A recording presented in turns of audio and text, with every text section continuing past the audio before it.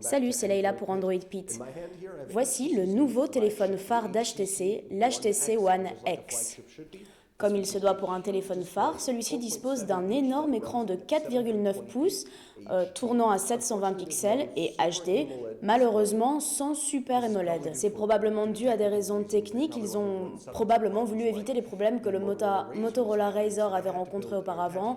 On a donc un écran LCD à la place. Néanmoins, l'écran dispose quand même de la technologie IPS, même si en fait ils n'utilisent pas vraiment le mot IPS parce qu'il y a un copyright. Néanmoins, l'HTC One X dispose d'un très grand angle de vue, comme vous pouvez le remarquer. C'est partiellement dû au fait qu'il n'y a aucun espace ou trou entre le touchpad et l'écran. Ça devrait vraiment aider à la qualité d'image quand il y a du soleil ou beaucoup de lumière. Comme pour tous les autres nouveaux appareils HTC, on a un design unique sur une face, mais ce qui est plus ou moins inhabituel, c'est qu'il n'est pas fait d'aluminium, mais de polycarbonate, ce qu'on avait avant vu uniquement chez Nokia. Je dois admettre que pour l'instant, ma première impression sur le nouveau design est plutôt mitigée. Je ne sais pas si on peut le voir ici, mais quand on appuie un peu sur la coque, elle rentre à l'intérieur, ce qui donne pas vraiment l'impression d'un appareil de très haute qualité, ce qu'on devrait attendre d'un appareil HTC, comme les anciens modèles ou ce qu'on a pu voir aujourd'hui, l'HTC One S et l'HTC One V. Comme pour les autres nouveaux appareils, il n'y a pas d'emplacement pour la batterie puisqu'elle est inclue à l'intérieur. Vous avez un petit capot pour la micro carte SIM et il n'y a pas non plus de carte SD du tout. Alors si on continue à regarder l'appareil, vous avez bien sûr le mini jack pour la sortie son que vous pouvez utiliser avec la technologie Beats Audio ou avec n'importe quelle sortie que vous désirez utiliser.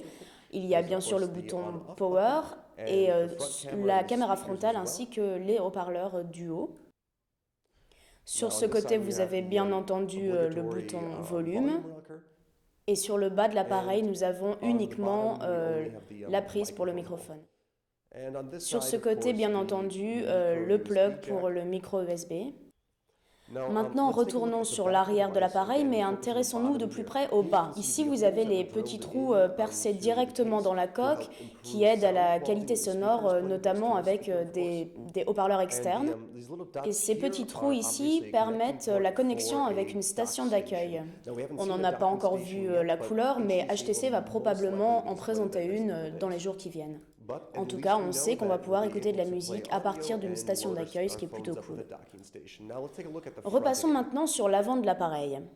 Donc ce que vous devez noter, c'est qu'il s'agit de la version 4 de Sense, l'interface d'utilisateur, avec Ice Cream Sandwich, et on a un très bon Task Manager.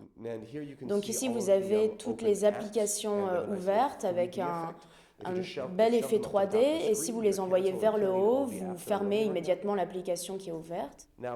Sur le bas, comme pour les autres appareils que nous vous avons présentés, on a uniquement 3 boutons d'Ice Cream Sandwich, contrairement aux 4 habituels. Donc le bouton Back, le bouton Home et le bouton Task Manager qu'on vient de voir. Intéressons-nous maintenant à la caméra du dos. Alors c'est la même qu'on retrouve chez le petit frère, celui à l'écran de 4,3 pouces, l'HTC One S.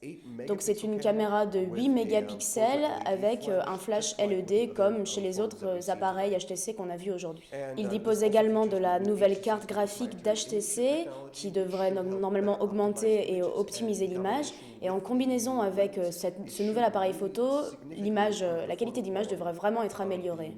Il faudra bien entendu le tester plus précisément pour voir s'il tient ses promesses. Alors, regardons plus précisément cet appareil photo. On l'a vu également avec les autres appareils.